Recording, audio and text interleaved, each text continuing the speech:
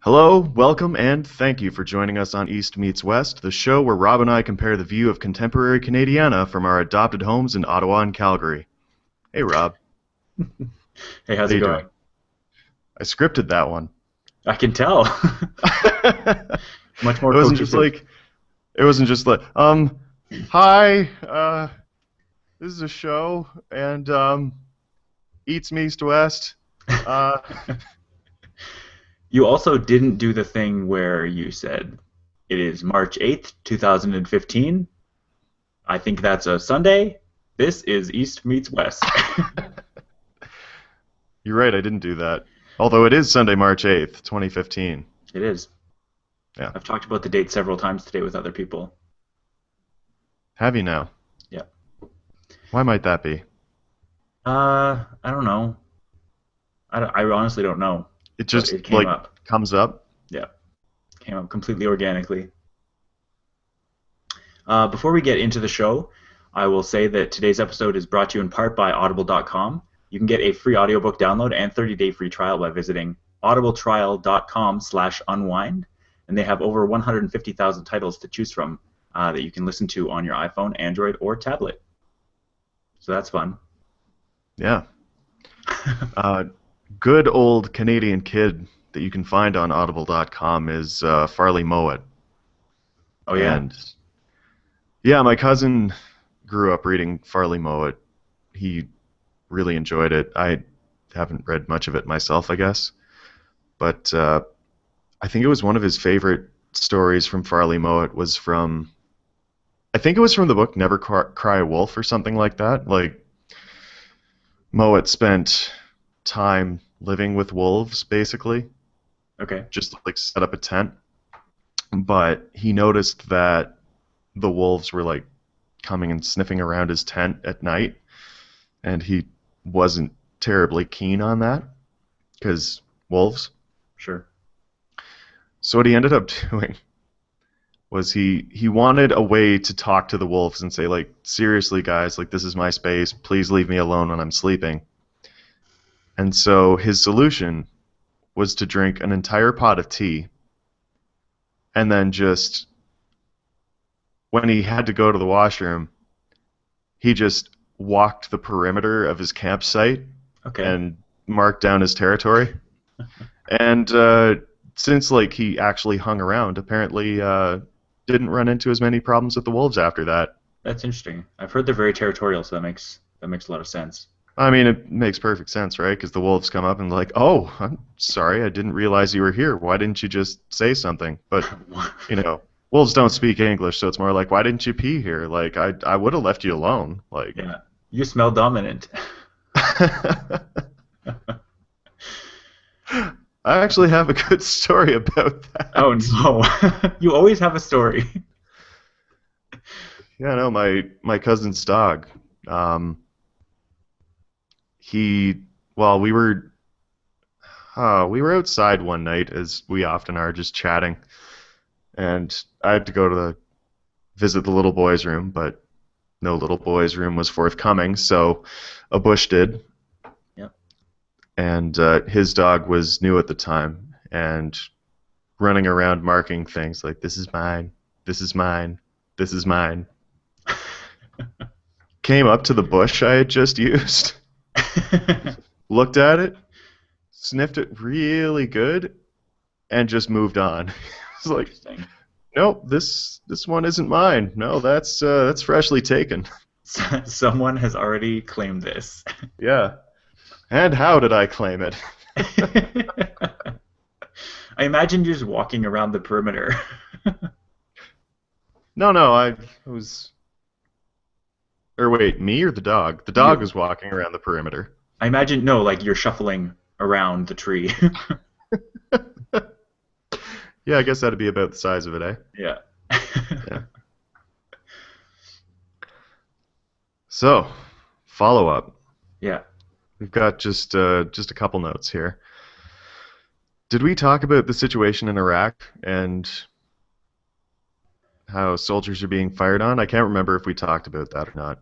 We did, yes. Yeah. Long and short, that's not getting any better. The the Canadian forces now have a casualty as the result of a friendly fire incident with Kurdish forces, and that's not good. No, not at all. Yeah, that's that's about the long and short of it. But we were following that story, so there it is. Right. I Um, believe, just to be for complete completeness, I think this was 2 episodes ago. Um, we mixed up. Well, you mixed up Iraq and Afghanistan in our oh, mission, that's right. and I Yeah. forgot to mention that mix-up, and I didn't correct you at the time, even though I assumed I'll take sort of partial responsibility as well because I sort of thought it was wrong, but I just sort of let it go. So mine was just like a complete mind fart, Yeah, and so I mean, in that case, there was no guilt associated with me other than the fact that I was running my mouth off. But you knew, Rob. You knew, and you didn't say anything. I didn't know. I just didn't have I'm the totally time. going with that being worse. I didn't have the time to sit there and research it while we were talking. I did as soon as we Really, finished. Rob? You didn't have time? You're sure you didn't have time? I could have done it, but you would have heard clickety clackety noises, and then I would have yelled something at you about being wrong. Didn't seem worth it. Okay. Um, we had another note from, I'll go ahead and say friend of the show, Josh. Okay. He had a note on our One Party Alberta discussion, and he did say that previous to the Progressive Conservatives, Alberta was ruled by the Social Credit Party, Yeah. and my understanding of that one was that a lot of the social credit people crossed the floor to join the Conservatives. But, I mean, I'd have to look into that further. But he wanted to stress the point that although it basically transferred hands from one party to another, it wasn't necessarily the same party all the way back. Right. Apparently, the first government was liberal or something like that, and Albertans got together and decided that that would never, ever happen again. Ever. It seems fair. Never, ever, ever, ever.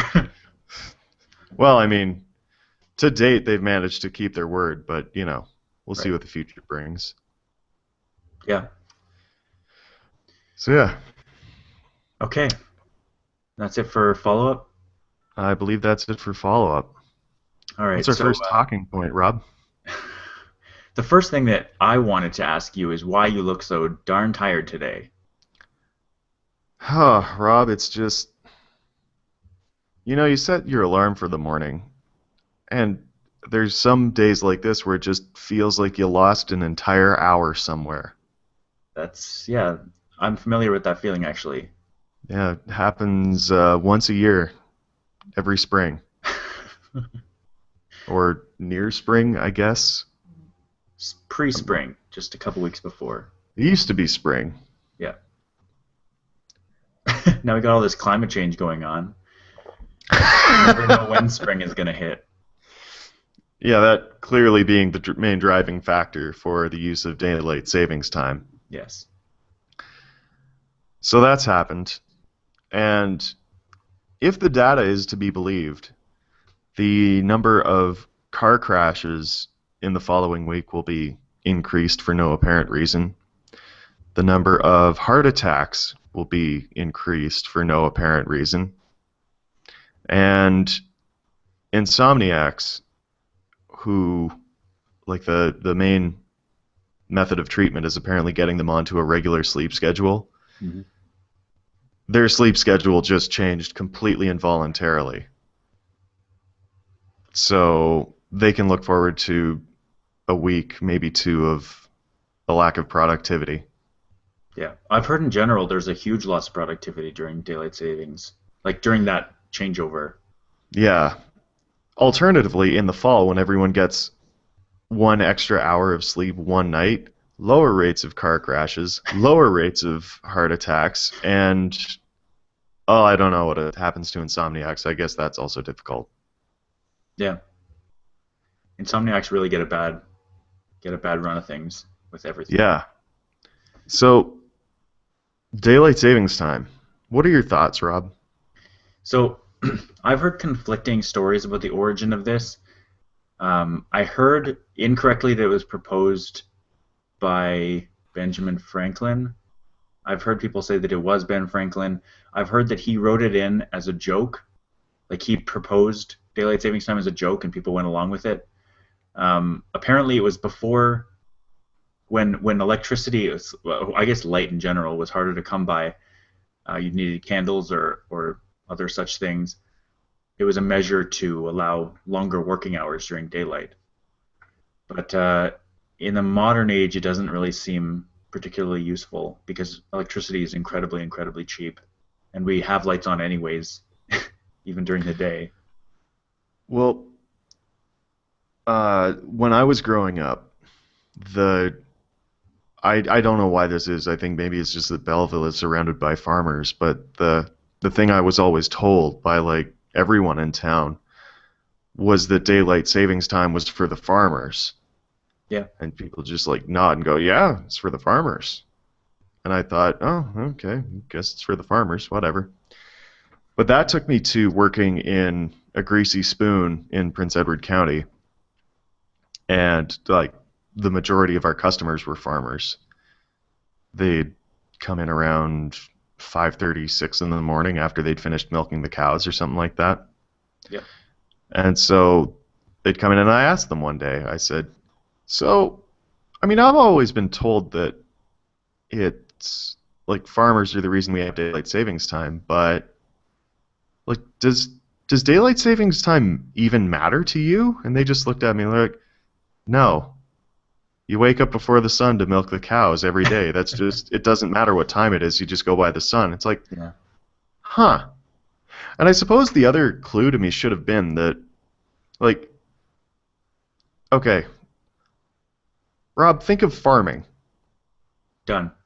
Which province does that bring to mind? Saskatchewan. Yeah. You know who It doesn't doesn't have actually daylight exist savings anymore, time?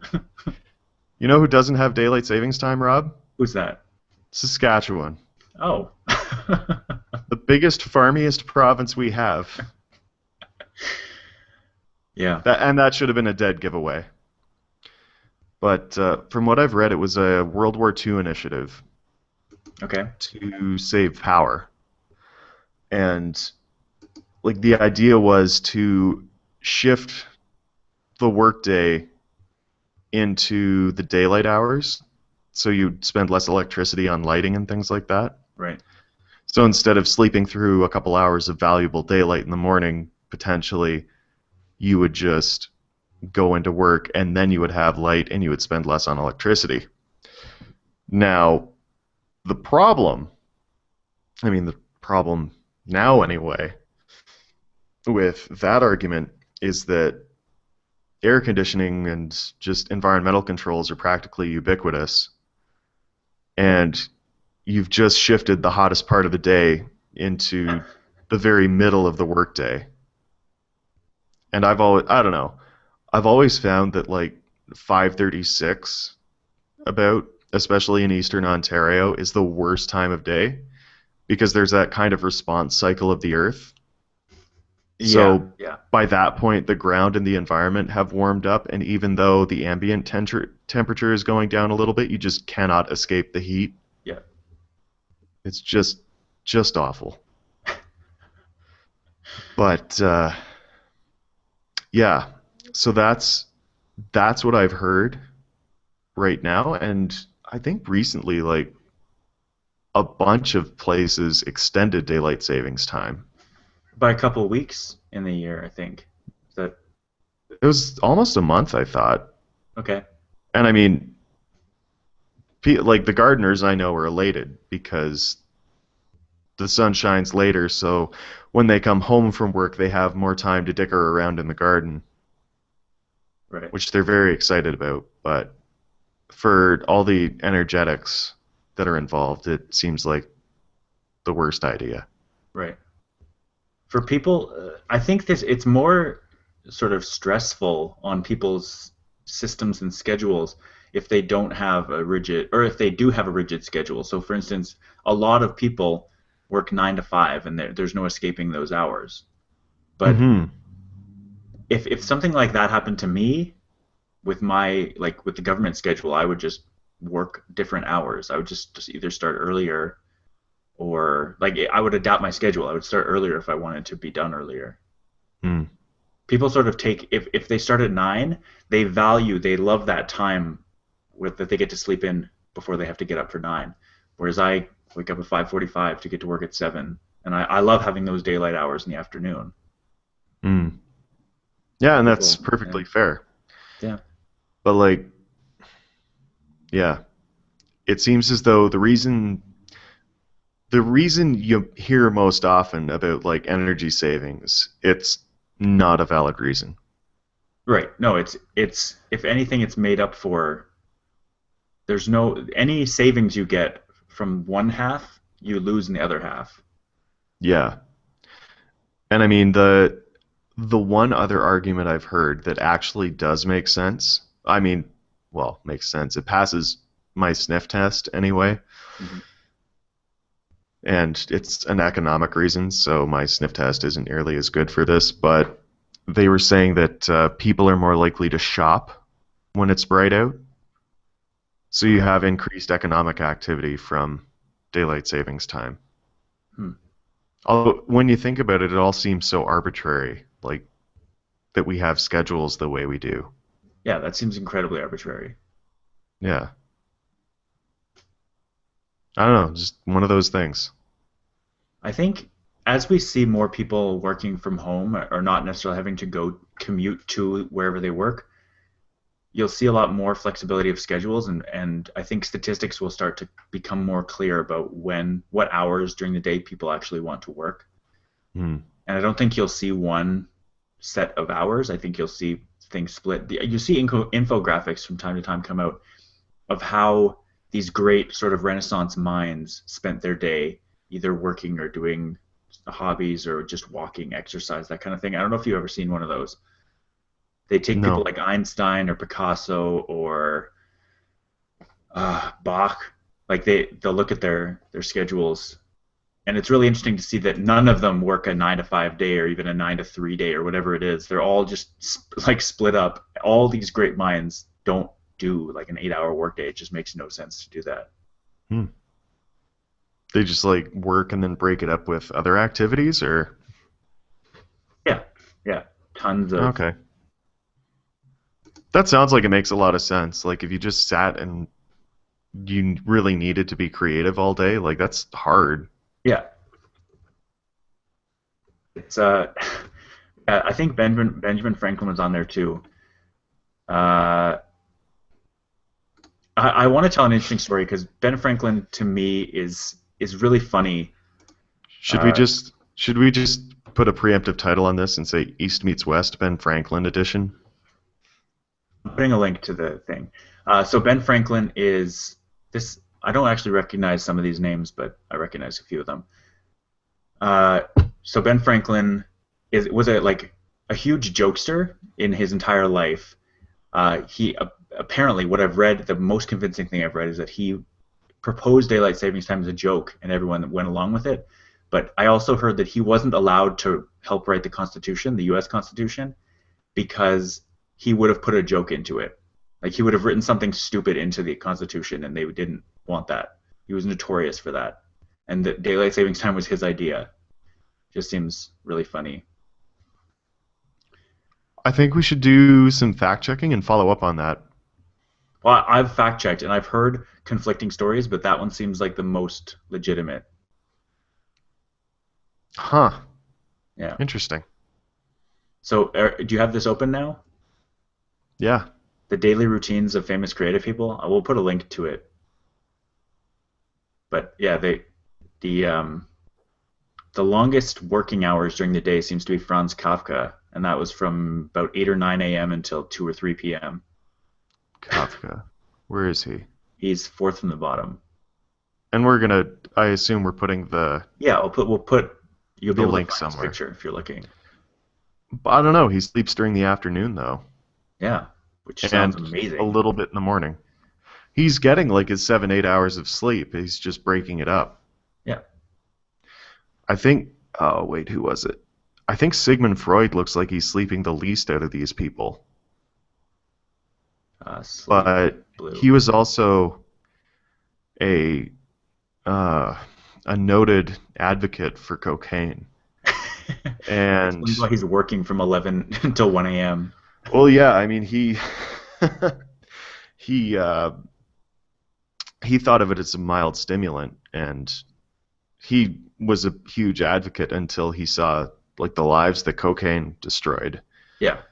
But yeah, the cocaine as a mild stimulant would explain why he got so much done in a day and so little sleep. Yeah. You know who I think actually? Oh, Sigmund Freud and Voltaire. He's number four. He looks like he's really getting the least sleep, and he's just doing like 14 hours of creative work per day. Oof. And so his day job is like what, 2 to 4 p.m., 2 hours a day. Wow. Crazy. So clearly we should have been philosophers. Yeah, absolutely. I've always wanted to be a philosopher. Also, Mozart actually also has a really short sleep schedule. Hmm. It's about halfway down. Weird. Sleep is a weird thing. Everyone loves it so much, but they disrespect the amount of sleep they should get, in my mind. I don't know. I have had to pay more attention to it lately, just with school and things like that. There are Yeah. some days I come home and I just need to go to sleep for 2 hours Yeah. because otherwise it just nothing is going to happen for the rest of the day. School does that to you, I find. Yeah, but like if I'm not getting a solid 8 hours at least, things start to go poorly. Also, I have a final tomorrow, the day after the time change, so Yeah. that's going to be awesome. It's a good But day yeah, for it. have we set? Oh, actually, one more story about daylight savings time. Sure. The one time that does become an issue is for shift workers on because our midnight crew would come in at this is at SGS. Our midnight crew would come in Sunday night and then work until Monday morning. Oh, that sounds terrible. And so daylight savings time, like the switch to daylight savings time, was a great night for them because the hour just vanished. Yeah. And like they were all about that one. The spring forward, okay in the minds of shift workers. The fall back, however, that was a slightly different matter. Just Yeah. like, yeah, guys, we made it to 3 a.m. Only three more. Oh no. You'd see it coming, but I imagine it would be very disheartening to watch the clock just clunk back an hour. I assume that's how they did it. It's just like the most disheartening, like thump, it falls back. They should have like just a little sound effect to go on when that happens. Just wah wah. Yeah, Yeah. crazy. So if we set our piece on daylight savings time, I think we're both on the record as being fine with it being abolished, or even for it being abolished. yeah, or thereabouts, I guess. I don't know. Noon is defined as the time when the sun is highest in the sky, and Or was. well, give or take, that's Yeah, it's the approximately that. historical. Yeah, Yeah, so I don't know. I'd go with it. You know who isn't experiencing a time change right now? Saskatchewan, And the moon. this is kind of a fun note. Okay. Kaya, because she is in Belize, and they do not observe the time change in the Caribbean Oh, that's nice. because because of parallax, it makes so much less difference to them. Right. Yeah. It makes almost no difference to us either, because we are creatures of habit, and so gradual change of the length of the day isn't barely noticeable to us. Well, yeah, but like the sudden loss of an hour of sleep. No, I I mean, yeah. suppose I Without it, we suppose the wouldn't long and notice. short here is that, inhabitants of the Caribbean still being envied by those in the northern hemisphere. Yep, it's a That true fact. sounds like the long and short to me anyway. I'm actually all for universal time, just having one standard time and everyone being on it and just carrying on with their lives, adjusting their schedules to fit that. Yeah, work starts here at 21:30 UTC. Just be sure to show up for then. Yeah, I would love that. I mean, it's kind of already happened. If you wanted to live on that schedule, you could, You and you would just could. Like, it's an easy conversion. yeah. Maybe I should try that. Just even mentally to see, just change all my clocks to universal time, and just like try to figure out when I would need to be asleep to get to work for 7 Eastern. That'd be fun. Just as a mental game for myself. This reminds me of the time you changed your keyboard to from QWERTY to Dvorak. I would have kept doing it if I could switch it back and forth at will, but I kept like you have to rearrange the Without keys. breaking keys? Yeah, Yeah, that I was why I recall that being stopped. your issue. Yeah. Alrighty, so next up, I assume you've read my blog from the past week? You would assume you really would. I have not. I have it open here, but I have not read it yet. Robert J. Attrell. Attrell. I can't I keep that straight, I'm so sorry. I am on my fifth podcast in the last 8 days right now. Um, I'm going to read it. I really am, and I actually wanted to read it this morning, but my time ended up disappearing a lot faster than it ever could have. But I want to hear about it. I want to hear what you went into it because you sat there and wrote. To my understanding, you sat there and wrote 2,500 words in an evening. Yeah, it was well, not last Thursday. It's like the opposite of Oxed, but not last Thursday, but the Thursday before that. Pre-oxed. Pre-Oxed. So pre-Oxed Thursday, um, I just sat down in my chair and apparently really needed a creative outlet. So I just hammered out all three articles and decided I would just release them throughout a week Yeah. because they were really. It was either three smaller articles, which would have a much better focus, or just one ridiculous, rambling, long article, which, I mean, I'm no stranger to that style, I don't Yeah. think, Yeah. but I felt the three separate ones would make a better read. It does. Even just it makes a better skim for me right now. Yeah, so, I mean, basically, it all leads up to my predictions, so, like, if we're going to talk about it now, that's totally spoilers. We'll Are say you okay with that, Rob? go to vodkaandequations.blogspot.com and read these before you listen to the rest of this. If you can have a piece of writing about politics spoiled for you, and that is something that will be bad, then by all means go read it first. This is a spoiler alert. We will leave 2 seconds of silence here and then talk about it.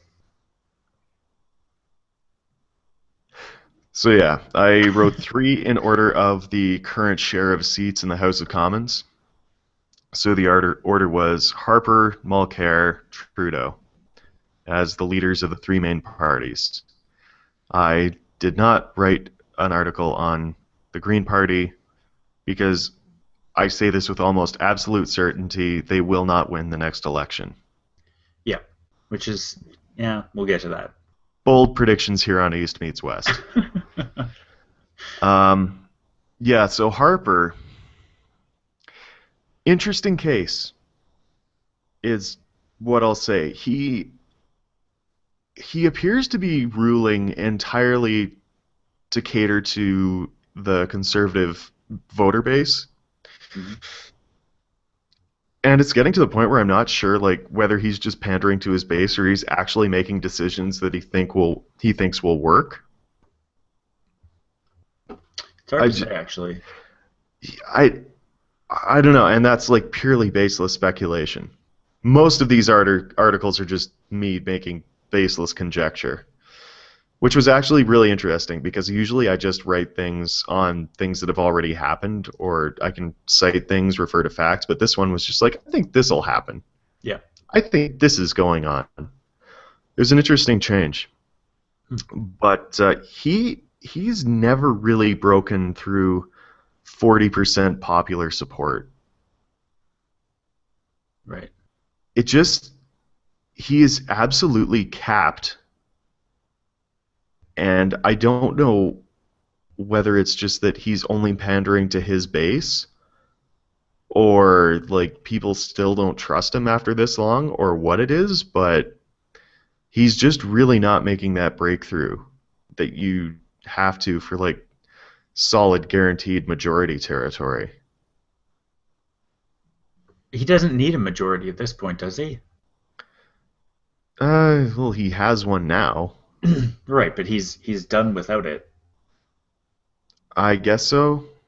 I don't know. Did, yeah, so he gets up to a majority in the lead up to an election, and then sort of after the election, he doesn't really care as much. He goes back to being staunchly conservative, and Or something. I don't know. yeah, Although I think there was, in the last election anyway, I think there was some voter fatigue because the opposition just kept bringing down his minority government. And so finally people went, I'm sick of going to the polls. I'm just going to vote for the conservatives so that we stop having elections every year. right.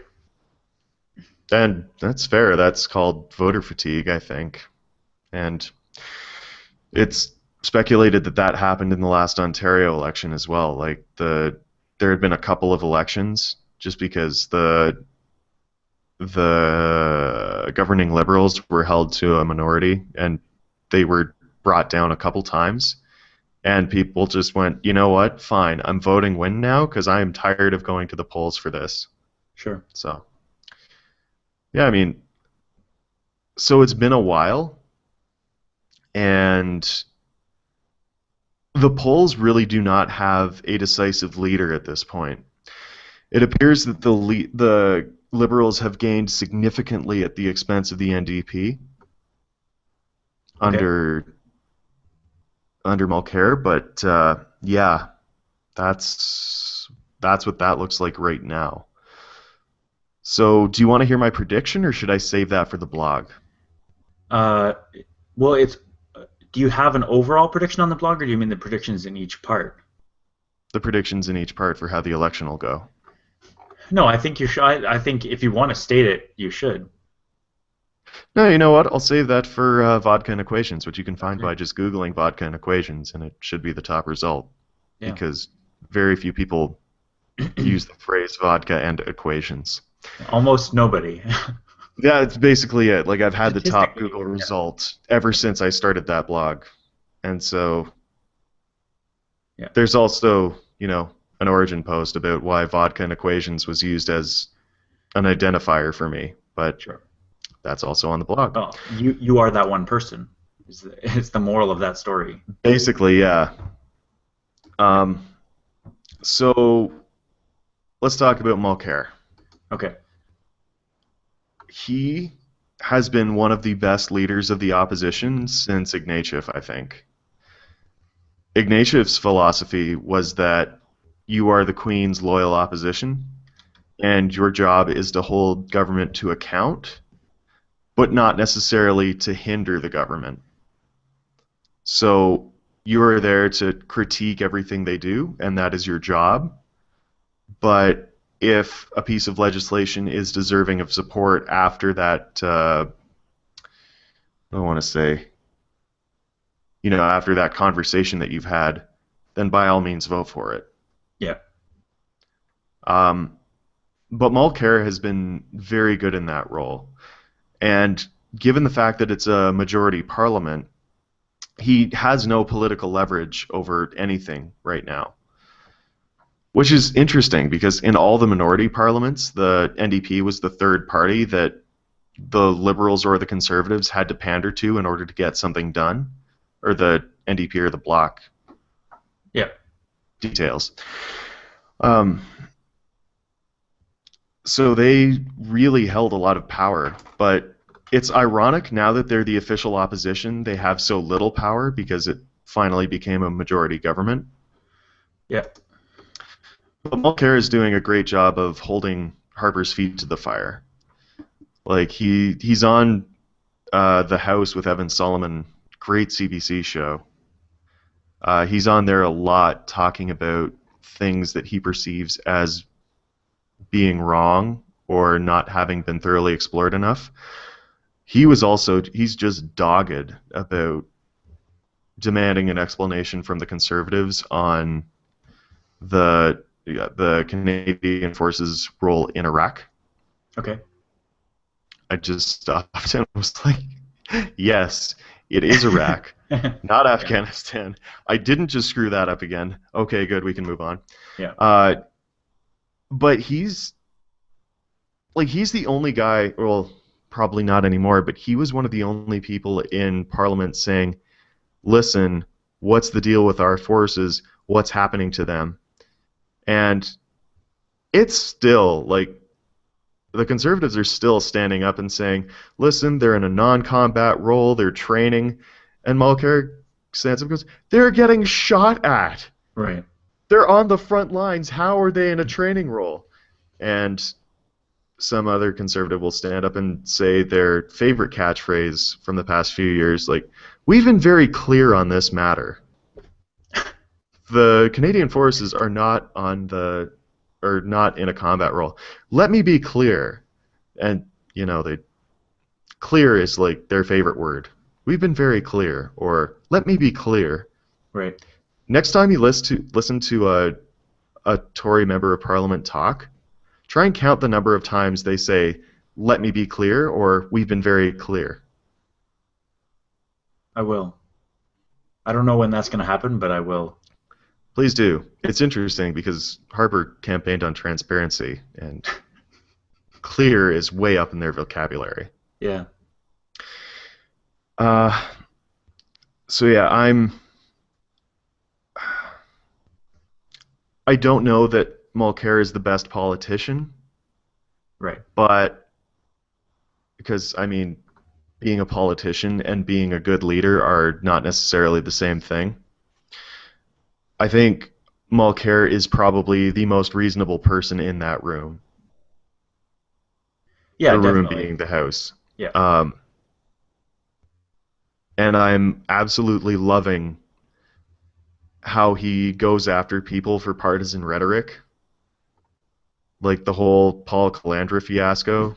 There's a video on my blog of that whole thing happening, Okay. which is absolutely worth the watch. Just your jaw kind of drops midway through when you realize that these are the elected representatives of the people of Canada, and they get paid so much money for that job to do that every day. Right. But yeah, worth a listen. My Mm. verdict on Mulcair is he's probably the most reasonable guy in the room, Yeah. and still saving my prediction. And my last article was on Justin Trudeau, and that is also an interesting dynamic that's been introduced. I am so interested to see what happens in the 2015 election, and that's part of the reason I wrote this, just because the dynamic has shifted so dramatically since the last election. Right. Uh, Trudeau is proving to be a good politician.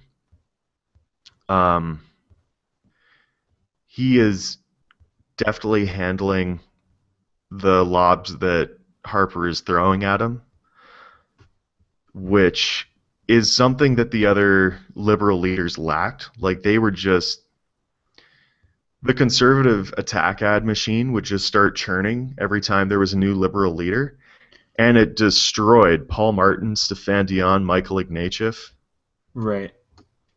and they named Trudeau as their leader. And the attack ad machine churned again and came out with an attack ad against him. And Trudeau, all he did was release like one ad. I'm not even sure I ever saw it on television. I just saw it on the internet. Right. But it shows him with the video playing beside him of the attack ad, and he stops the ad and he's like, "This is ridiculous, and Canadians deserve better." And that was basically the long and short of the ad. And I was like, "Excellent riposte. Yeah. That's probably the best way anyone could have handled that." Right. And so just shrugging it off instead of getting uppity like the last three did appears to have been a valid strategy. And I'm not sure how the Conservatives are going to handle that. Right. So I'm interested. I've been talking for a long while. You talk now, Rob. So I'm interested. I didn't pay too much attention. I don't pay too much attention to politics in the small picture. Like I tend to sort of keep apprised of the overall situation. You look at Um, the broad strokes, not the yeah, minutia. I'm interested to hear. I did not know that Mark Garneau was running in the He Liberal leadership race. he was, and I assume you're at that point in my blog, Yeah. or you're reading the feedback. No, I'm at that point. Okay. Yeah, and just I I saw the two of them, and my prediction from the start was that what the Liberals really needed to come back from third party status was a young, charismatic leader. Mhm. Possibly, and it wouldn't hurt for that leader to be good looking, because in politics, the good looking candidate usually gets a bunch of votes just because they're good looking. Yeah. But, and I mean, Trudeau, by all accounts, is that in spades. Yeah. But Mark Garneau had a much better resume, I felt. And Mark Garneau was an astronaut. Yeah. And I don't know if he's going to run again in the future. That would be great. But we could have an astronaut prime minister. That does sound amazing. Let me just say that once more. An astronaut prime minister. Or is it prime minister astronaut? I don't even know. How do you rank those titles? They're both so Yeah. fantastic. I think astronaut wins. An astronaut prime minister? Yeah, no matter what you are afterwards, you're an astronaut first. A right honorable astronaut? I think astronaut right honorable. I think astronaut precedes everything. Okay. So, like, you look at him, it's not like Mr. Mark Garneau, it's astronaut Mark Garneau. Yeah, exactly. He's That's not fair even a enough. man anymore. He's a legend. If you've been to space, that's what you get. That would be a world Yeah. first, right? No Sorry. other elected official, like no other leaders of countries have been in space. That would have been a first. I believe that would, and I mean, it's funny because we're saying it as if just he could win based on that alone. Just like, it's like, so what do you think of this economic policy we're proposing? I just want to say that I was an astronaut. Back away from the mic. Yeah. If it was just us voting, that would be how it happened. I'm imagining the conservative attack out on that one because Michael Ignatieff had been in Britain or the States or something, probably both. I think it was the States. He taught at Harvard. Yeah. And it's like, Michael Ignatieff didn't come back for you. So I'm imagining the attack campaign for Garneau would be, Mark Garneau, he didn't come back to Earth for you. Oh, I would love that. Right? He has to run again. That would be He has really to. cool. Yeah. I mean, he's getting on in years, and it depends on how, like, whether or not Trudeau appears to be or proves to be dynastic. But I yeah, mean, he has so far in that he is part of a dynasty already. well, I mean, a name dynasty, yeah. Yeah. But yeah, so I will leave my official predictions. But what I want to stress here is that I am so excited for the election. Like, I mean, granted, it's going to be October, November, something like that. Has a But date been set? uh, they have the mandatory election dates. Yeah. And the only way that Harper would call it earlier is if he really felt like someone else was gaining steam. Right. And the other issue is that like the Mike Duffy trial is starting up and things like that are happening. So some people speculated like maybe they should have had it sooner, like now-ish, before Sure. that trial started, depending on what they expect to find. But yeah, it is going to be so interesting, and I know it's far away, but 308.com, Eric Grenier, I think it is. Uh, he's basically like Canada's answer to what is it, Nate Silver? 534 or Nate what? Silver, Yeah, Nate 538. Silver. hmm Uh, but like the poll aggregation is inconclusive thus far. Like Okay. it's that close, Wow. and that's so cool. And I absolutely, absolutely believe that we should have a live blog for election 2015 or a Think we can make live that happen? hangout. We can certainly try. It would be so cool. There will be a lot of factors going into whether or not Uh, that's Actually, reasonable. um, I have to check on that because at least a few years ago, anyway, it might be illegal. Oh, there was the whole controversy about tweeting Yeah, about because you're election not allowed results. to, or I don't know if they changed that or not. They were talking about it, but you're not Yeah, allowed to, or at least weren't, to communicate election results before the polls close in other jurisdictions. yeah. So like, yeah, Huh. I I suppose we best not break There's federal electoral law. as much as the Huffington Post can be believed. Apparently, in 2012, they were reporting that the Canadian election gag law is allowing to be lifted. Oh, okay. Well, Uh, we can look into it. yeah, So we can start broadcasting when the polls close in BC. yeah. A 1938 law, maximum fine of 25,000. So that's okay. Absolutely. We have that in the Unwind Media budget, right? Of course. Oh, interesting. Yeah, there's this is a pretty nice. I'm gonna put this link in here as well. Good. It's How quite would a you even story. communicate that in 1938? Like telegraph? Probably. Yeah, I that's don't. how it'd have to go. I don't think they had any Yeah. other rapid, unless you like, they had automobiles, but like hop on a horse and cross a border, I guess. Yeah. That would be probably the biggest factor. But I feel like different provinces vote down different lines anyways, so whether or not that would have Well, an I don't. impact. The idea is that you're preventing strategic voting Yeah. in the more western provinces. Yeah. But I don't know. Like, should that be your democratic right as someone in the West, or should you vote the way you were going to vote anyway? Yeah. Are you not allowed to vote strategically? Well, the thing is, I mean, because Newfoundlanders would not have that advantage. Yeah. Like, they would just have to vote how they were going to vote anyway, and it might be considered an unfair advantage to Western voters, I guess, maybe, Right. somehow. You know what would help this?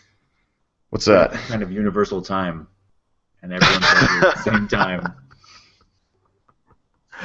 If only. Boom. Yeah, fair.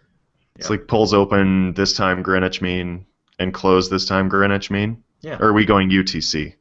Either, I mean, it's the same thing. Greenwich and Universal Time are the same thing. Universal Coordinated Time, I believe it's called. Oh, okay. Fair enough. So yeah, I'm stoked.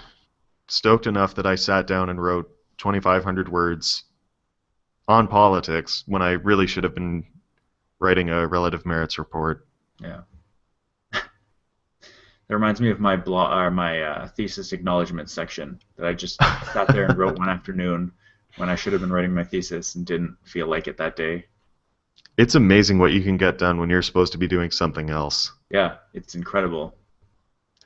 particularly school related. Like, if I'm actually salaried for something, I just tend to work on it better, but schoolwork, man, if it's just for grades, Yep. yeah. All right, we done with the election for now? For now, we'll this will, of course, ramp up towards November, Yeah, October, October,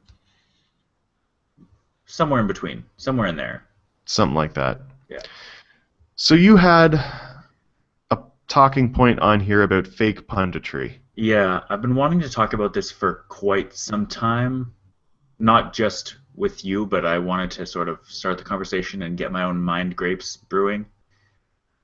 Um, and so I had this on the docket for last episode, which was almost a month ago, and I had been doing a lot of reading about punditry and about outspoken, loudly outspoken in some cases, usually conservative pundits who were possibly playing characters.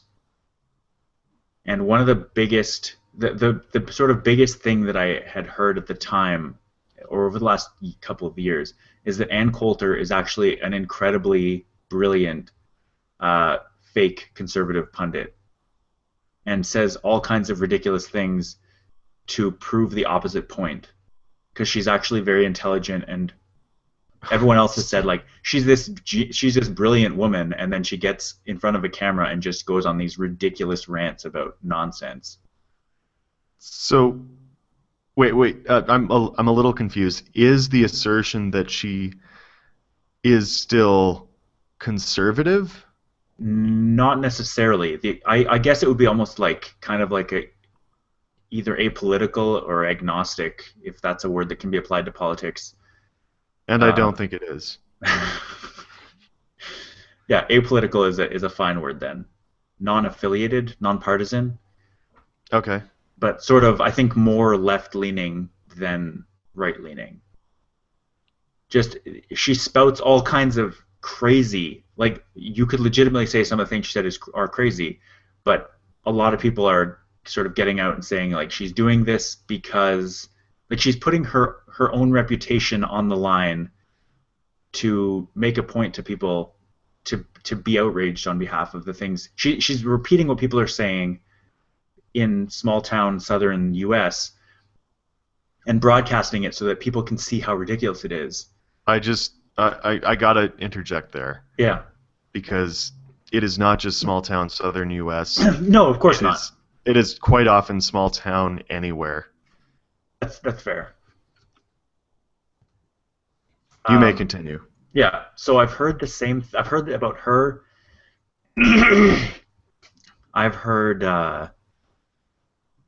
I've heard about Fred Phelps, Westboro Baptist Church.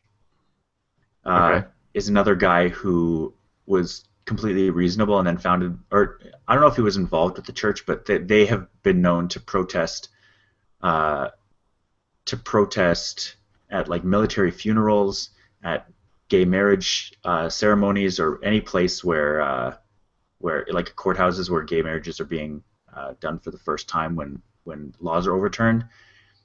And he died in the last year or two, and people have been saying that again he didn't actually believe that. He was trying to get all these people who do vehemently believe these terribly homophobic and racist things to say them, to like out themselves as that, and that he was just sort of putting his own reputation on the line again to do that.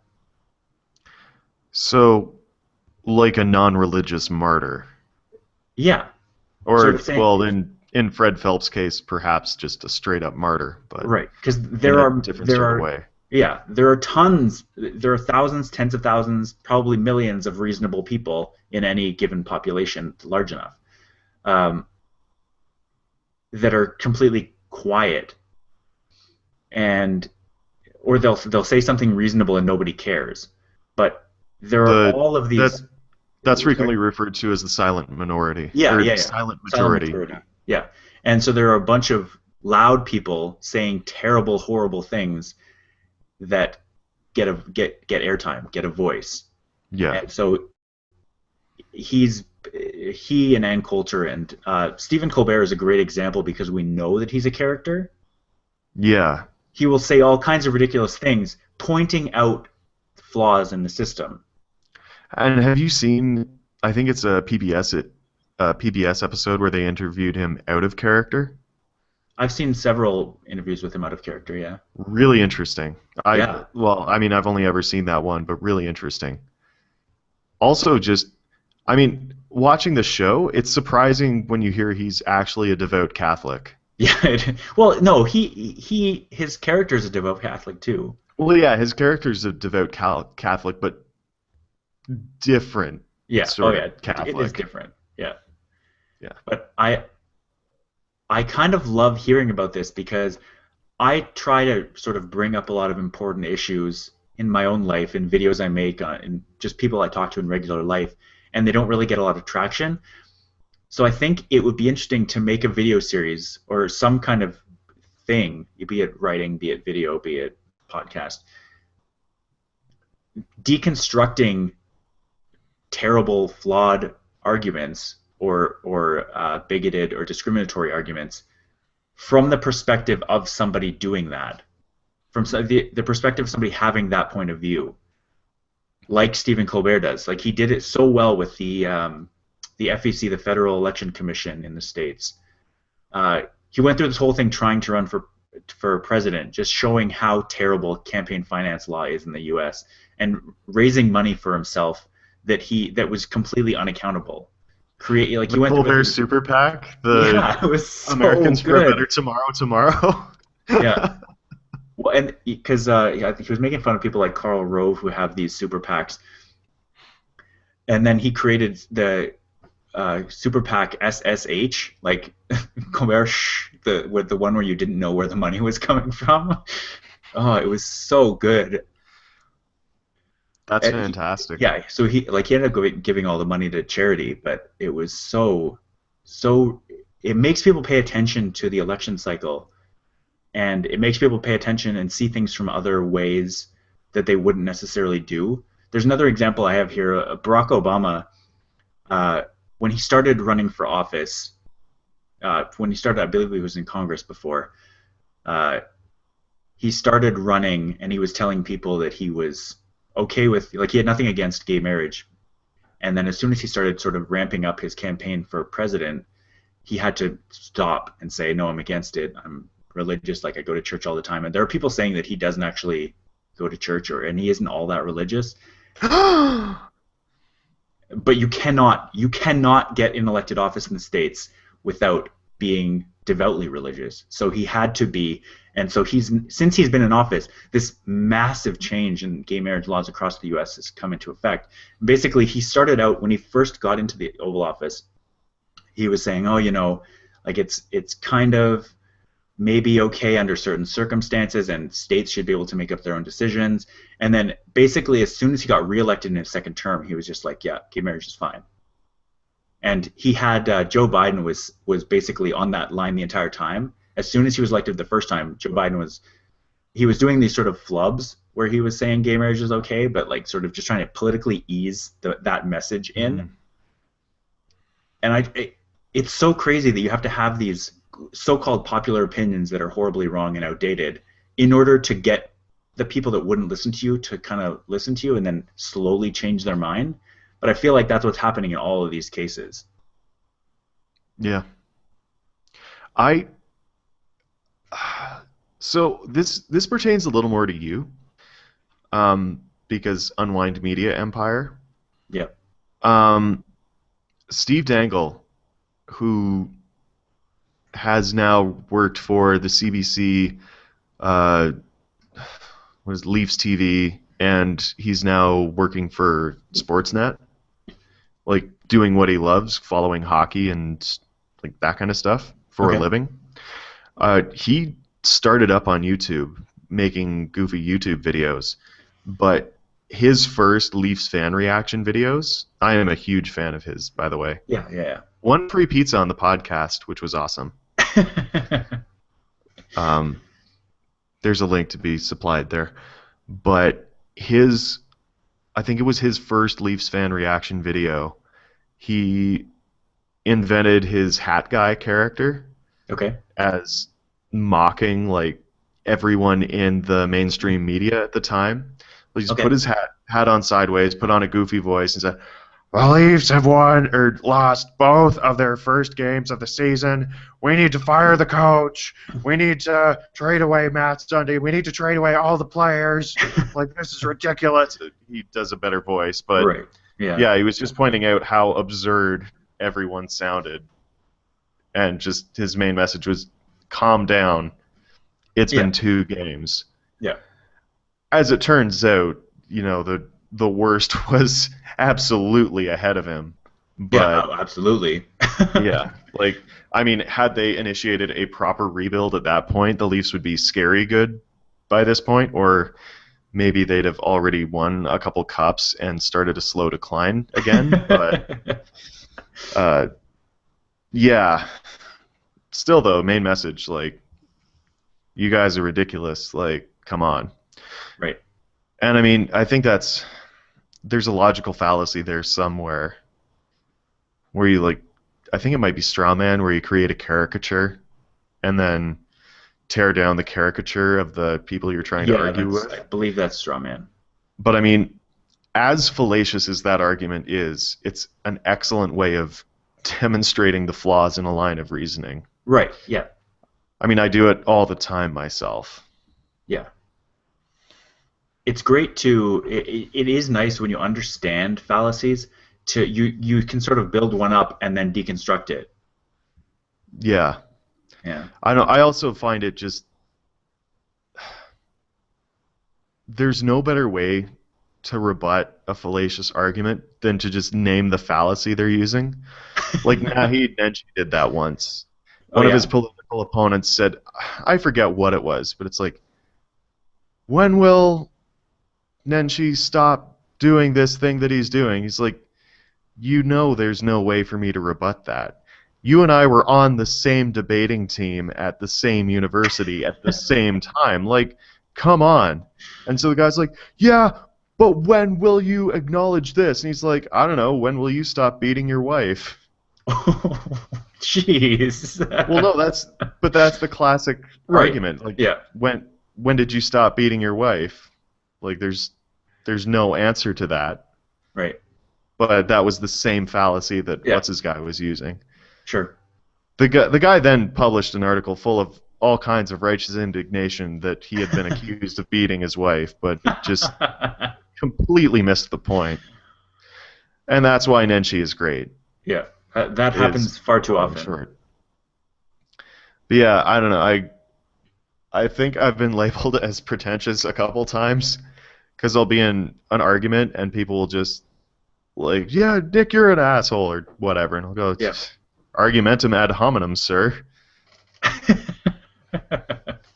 And you can get a label as being pretentious when you bust out Latin phrases. Yeah. Any Latin will get you labeled as pretentious. Almost immediately. Yep. Um, so But you wanted to talk about Rick Mercer here too. actually, you know what? Having read You this don't? all the way through, not really. Like, he just, No? I was almost gonna say Rick's rants did that sometimes, but not really. Like, never to the same extent. Right.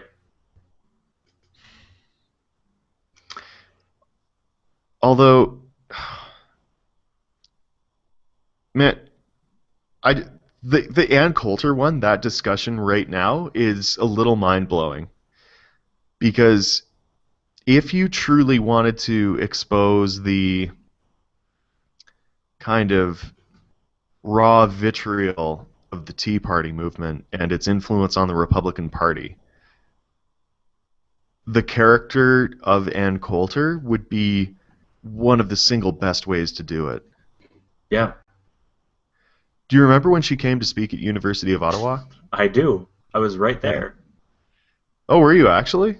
I was on campus when that was supposed to happen, and there was a big crowd Ooh. gathering outside Marion. Yeah, how did that go? Because, I mean, I've heard hearsay of how that went. I didn't see it, but I definitely heard people, and like I wanted to stay away from there, but I was in the same That's... building as it was happening in. Oh, okay. I thought it was at, like, Tabaret. No, it was. Or... I think it was supposed to be Marion. That was. Or I guess maybe it would have been closer to Alumni Hall. But they canceled it, right? They ended up canceling that. She didn't They actually do did. the talk. Um, and that was a whole to do. I remember this is complete hearsay and completely from one side of it, but I knew someone that had gone to protest Ann Coulter, Yep. and the account of this person was that the original group protesting Ann Coulter had been there and was standing there and protesting, and then conservative protesters came up to protest the protest, and apparently that's when it started getting ugly. Like people were being Yeah. spat on and things like that, Right. and it caused enough of a ruckus that they shut the whole thing down. Right. However, um, they had also I think the president of U of O had sent a warning to Ann Coulter because she was on a American public speaking circuit, Yep. and they sent her a letter that said, "Hey, by the way, in Canada, the Constitution has a reasonable limits clause on free speech, so if you say these things that you've been saying so far on your speaking circuit, you could potentially be arrested Right. for, spreading hate speech." Yeah. And she loudly decried that as being like, "Oh, they're threatening to arrest me if I come here," and stuff like that. Hmm. And I thought that was just a little bit over the top, but I think there was also like private emails that were leaked in the wake of that whole thing. And I guess the president and vice president, after the event got canceled, said to each other, "Oh, thank God. Like, thank God this woman did not speak on our campus," Right. which is absolutely partisan. Yeah. But if it's partisan in the sense that it's against Ann Coulter, I'm not sure how upset I am. I'm not like absolutely advocating that, but I'm Yeah. not exactly ashamed of my alma mater for doing it. Yeah. Yeah. I get that. It's weird balancing that out. I found a link to the Ann Coulter thing that I had read, so we'll put a link to it in there.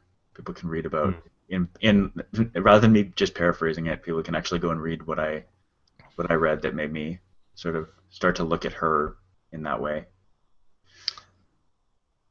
That's really interesting. Like, what if it was all an act? It would be amazing. A little, maybe overdone a little, but amazing.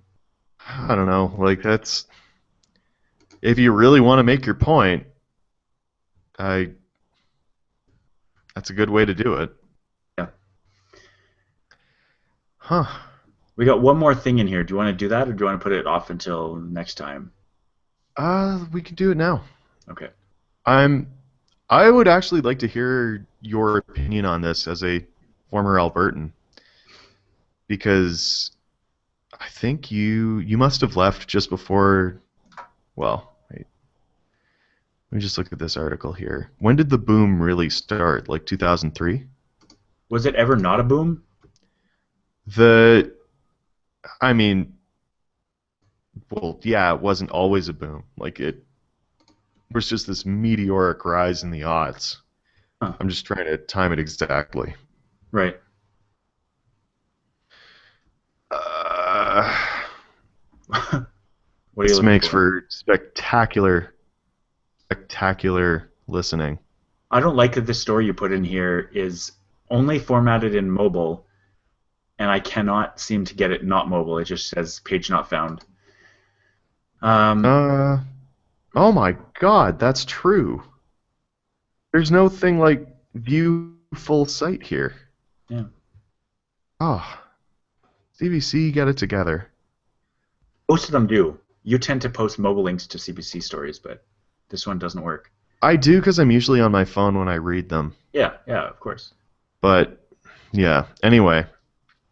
So Alberta's budget is not exactly where people would like it to be. Okay. because they get a lot of money from oil revenues, and the price of oil is low, so production is going down, and that is a problem. Right. So, as this is happening, the Fraser Institute drops a report saying that Alberta has been the architect of its own demise Hmm. because as the boom started, they say it started about 2005 in earnest, like really starting to boom. Right. And you were here for that. I mean, do you have any input on that? I think I was too young and didn't pay enough attention to it. That's fair. Yeah. Did you work construction? Uh, in the summer of 2007, I worked at Totem Okay. Building Supplies, but no, not construction. That was probably oil fueled construction. Yeah, it was pretty busy, And but I have no corollary to how busy it was versus past years. fair enough.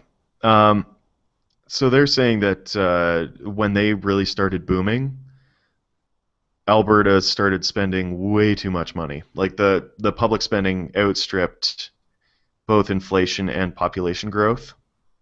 So Yep. you could increase spending because of inflation, you could spend it because you have more population to tend to, but they just, you know, started going gangbusters comparatively speaking.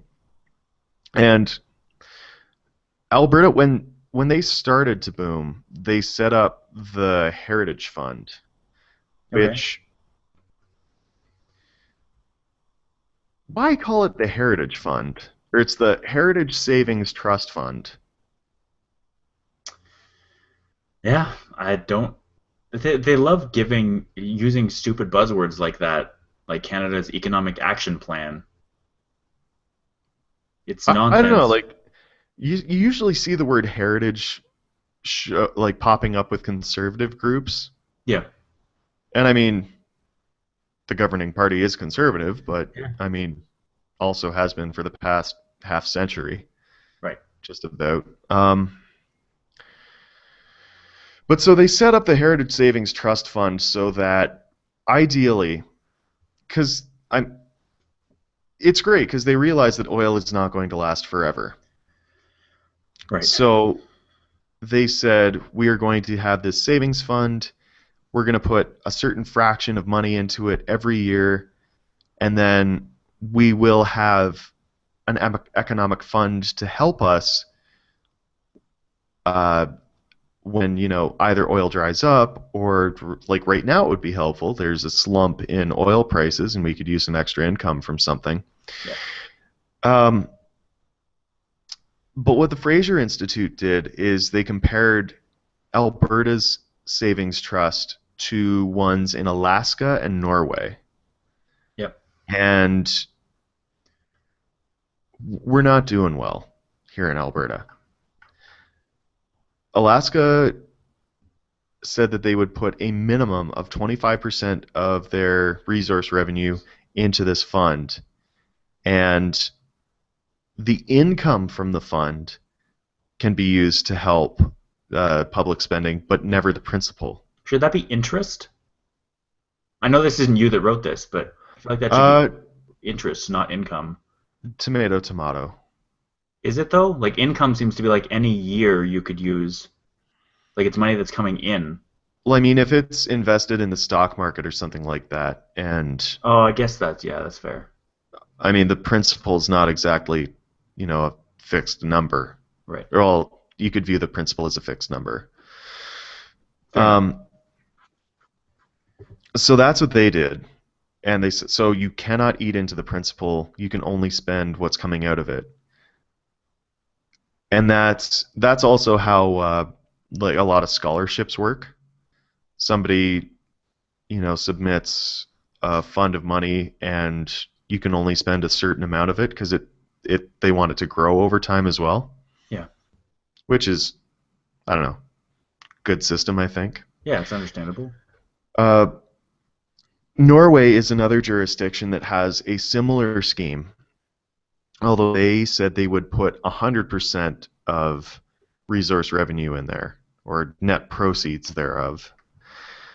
They haven't done it every single year, but they've been pretty good about it. Is the review of their progress. Right. But and I mean that's pretty good. But in Alberta, between 2006 and 2008, they put 4.5 billion in there, and nothing has happened since then. And the total is currently 15 billion. Okay. So, I mean, there are people out there who are saying we really need to be dipping into that 15 billion, but that just completely misses the point of having that savings fund there. But so Alaska's fund is 64 billion, Norway's is 759 billion, which is amazing. That is almost $1 trillion Yeah. dollars. Go Norway. Yeah, like even at not great interest rates, you could just sit that in the bank and have a tidy sum every year to work with. Yeah. But yeah, so I forget what they said the what we've missed out on. Yeah, they said if they'd kept the spending, on par with inflation, we we've basically ended up with a $49 billion difference. Right. So if they'd actually contributed and not spent all the money that was coming in, they would have an extra 50 billion kicking around, which would give you much more interest and or income. And yeah. So I just found out about this. I think it's a great idea. What do you think? Of starting to put money into it? Well, I think the concept was a good idea. Yeah, definitely. Well, I I mean, it don't think seems now is yeah. I was going to say I don't think now is the time to be shoveling money into it, but you know, Right. I mean, it seems like we wouldn't get nearly that much money, but it's obviously worked well if Norway's got $750 billion in the bank, yeah. just set aside for like what is it even for? It's just to have money in as a country? Well, it's to fund things in the future after the oil runs out. Okay. Yeah, that seems like a great idea. Because right It's now, isn't it it's corporations getting rich off of it right now? sorry. In Alberta, corporations that own whatever land are getting the resources and making money off it, isn't it? Well, yeah, but I mean, yeah, I mean the companies make money, but they're saying take the revenue that comes from oil, like directly from oil to the government and set that Okay. money Okay. aside. Um, but I mean, there was a lot of spending around 2006, 2007 Right. when oil was really high and everyone was doing well. Yeah. I mean, just walking around here, you can see a lot of things that were built around that time. Okay. Makes sense. Yeah, they're saying if we'd committed to the Norway model, we could have saved 100 billion by now, Which, yeah, that's crazy. which sure be helpful right now. Yeah. Yeah, I don't know. The when it comes down like to the large scale of a country's economy or a province's economy, I think it's hard for an everyday person to wrap their mind around what they can even do. And especially with numbers that big, it's impossible to know. But it definitely seems like investing in a point where oil runs out. I mean, right now we're already into getting like squeezing oil out of sand to try to keep making money off of it. Seems like that's Yeah. going to run out pretty soon. Well, and I mean, another thing to consider, if that fund grew big enough, could it support a basic income? Ooh, I hope so. And I dropped that, and all of a sudden Rob's eyes lit up. There's a smile across his face, like, oh, Yeah, that's akin to yesterday with mentioning open sourcing of Insert. yeah. Anything else we want to talk about today? Oh, I mean, like the other aspect of that is they're looking at introducing a sales tax A because of how provincial. bad a provincial sales Yeah. tax because of how bad it is right now. Right. And boy, are people balking at that. Well, nobody likes taxes. No, but I mean the income model that sounds the best to me without a solid grasp of economics is Yep. what a lot of people would like to see done is removing income tax almost entirely and Okay. then just having a larger sales tax. So if you have less money, you spend less money on, or overall you spend less money on things, Yeah. and you pay fewer taxes just by design. And if you have a lot of money, you buy a lot of things, you buy a lot of expensive things, you're going to end up contributing a bunch more to the tax base. Yeah. That's pretty standard tax talk. Yeah. But I mean, the idea there is that when you tax something, one, you do it to raise revenue, and two, you do it often to discourage a behavior because you make it more expensive. Yeah. And so a lot of people have said, you know, why are we discouraging people from making money? Because that just seems silly. You could make the same argument that I mean, a tax on buying things discourages the behavior, but I don't know. I feel as though people are gonna keep buying things. They definitely are. Yeah. You're not going to see us stopping that. Yeah. So I don't know. What do you think of a sales tax in Alberta? I think it's Going to wise. rock it to the core? When I left, I mean, I left a place that had 5% sales tax, and now I have 13% sales tax, and I don't really notice it. I think it's a good way to tax. Like Alberta used to be, I guess we're saying, a place that had all kinds of crazy money and didn't need this, but now it's becoming less. That's becoming less true. Yeah, like a lot of, and the city too. Like a lot of the resources are coming in through property tax and stuff like that, or the building of new properties. Okay. And Nenji isn't a fan of that because, people need a place to live, even low income people. So it's not really a progressive tax. Right. So yeah, I'm fine with it.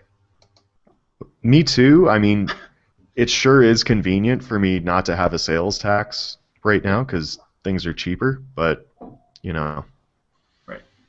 like it seems as though something has got to give, and what's it going to be? Yeah, definitely. Yeah. So, I mean, given that you and I agree on a lot of things like this, that proved to be much less contentious than it would be out on the street. But Well, you and I aren't unreasonable. We realize that government funding in Canada is an important thing, and the way that that happens is through taxation. I like that. Well, you and I are very reasonable people. Yes, let's sit around and congratulate one another on our reasonability, Good job, Nick. reasonableness. Yes. You too, Rob. Great job. Let's just reach over and give ourselves a pat on the back. Yeah, there we go. Well done, us. And on that note, I think we're done for the day. Wonderful. Ooh. So before we go, I'll just say thanks again to audible.com for helping with our podcast. If you like the show uh, and you like listening to things, feel free to go ahead and go to audiblepodcast.com/unwind. From there, you get a free 30-day trial and a free audiobook, and you help support East Meets West and everything else in Unwind Media. And I will go on record for saying thank you for listening.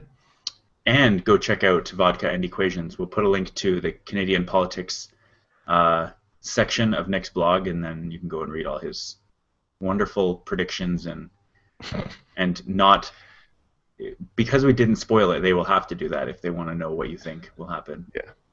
Although, if you do have a conspiracy theory about something, maybe don't tweet that at me. Totally fair.